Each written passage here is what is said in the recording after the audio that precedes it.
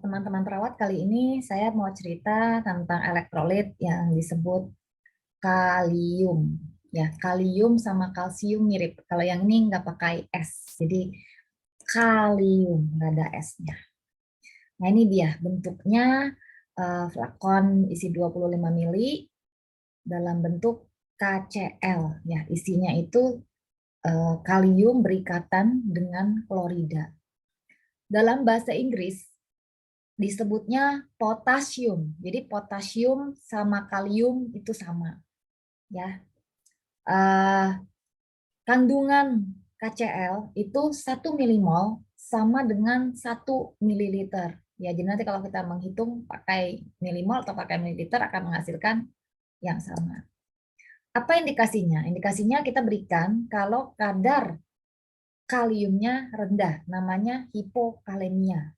Gejala hipokalemia itu bisa terjadi gangguan irama jantung, aritmia ya, alkalosis metabolik, hipoventilasi, paralisis, bahkan ilius, retensi urin juga bisa. Pasti teman-teman yang biasa kerja di NICU yang banyak bedah anak, kalau ada perut kembung, toleransi minumnya buruk, ya kita nggak semata-mata memikirkan obstruksi ya. Kita akan evaluasi nilai kaliumnya, karena kalium yang rendah bisa menurunkan bisi usus dan kelumpuhan usus gitu ya, sehingga kelihatannya toleransi minumnya jadi buruk. Nah, bagaimana kita memberikan koreksi kalium? Rumus koreksi kalium pada depresi akut 0,6 dikali berat badan di drip selama 3 jam. Nah, rumus rumatannya jika kita memang harus memberikan kalium maintenance ya, itu 2-6 milimol dikali berat badan, tapi untuk kebutuhan sehari. Jadi untuk kebutuhan 24 jam.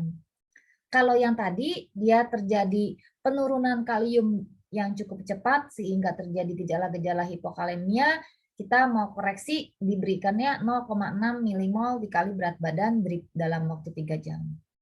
Nah, bagaimana cara pemberiannya?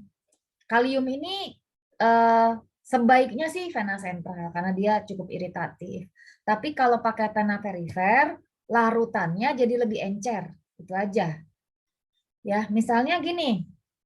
Vena perifer paling pekat itu 10 mili dikali berat badan. Dilarutkan dalam 10 mili dikali berat badan. Tadi kan sudah dihitung kan 0,6 milimol dikali berat badan dilarutkannya ini. Paling baik 15 mili dikali berat badan.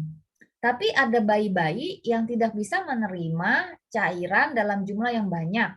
Ya, misalnya pada bayi yang oliguria, gagal ginjal, cairannya direstriksi. Jadi bolehlah kita pakai 10 mili dikali berat badan. Cara pemberiannya drip 3 jam. Jangan pernah dibolus karena dapat mengakibatkan gangguan irama jantung bahkan kematian. Melalui vena sentral, kita bisa memberikan kalium dalam bentuk yang lebih pekat, ya, jadi lebih kental. 10 mili kali berat badan lah anjurannya, ya. Atau kalau pada bayi dengan restriksi cairan, bolehlah 4 mili dikali berat badan untuk jumlah pelarutnya. Nah, KCl ini dilarutkan dengan apa? Pilihannya dextrose 5%, 10%, 20%, atau NaCl. Biasanya yang dipilih dextrose, ya, karena dia akan mempengaruhi kerja insulin. Jadi pilihannya biasanya dextrose. Tapi dalam keadaan emergensi, dalam keadaan kalium yang emergensi mau dipilih NaCl juga nggak apa-apa. Tapi biasanya yang dipilih adalah dextrose. Apa yang harus kita pantau selama koreksi? Kalau kita mau pakai konsentrasi yang pekat dan di dripnya cepat, misalnya pada kondisi bayinya lagi aritmia berat gitu ya, harus diberikan koreksi kalium sebagai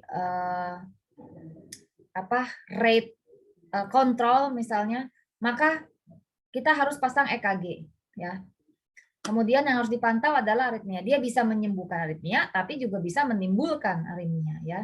Paralisis, hipotensi, atau tromboflebitis. Oleh karena itu, pelarutannya harus sesuai jenis yang dilarutkan, konsentrasi yang pelarutannya nggak boleh ngarang ya. Itu karena bisa menyebabkan tromboflebitis atau bisa kelebihan kalium. Nah, kenapa sih koreksi kalium bisa kelebihan kalium? Kan kita udah tahu kalau kaliumnya rendah. Nah, hati-hati. Kalium itu lebih banyak di dalam sel. Jadi, kalau kita periksa kadar kalium, yang kita periksa itu sebenarnya kadar kalium dalam darah. Jadi dia kurang akurat mewakili jumlah kalium di dalam tubuh karena dia lebih banyak di dalam intrasel. Ya, beda dengan natrium, dia lebih banyak di ekstrasel seperti itu.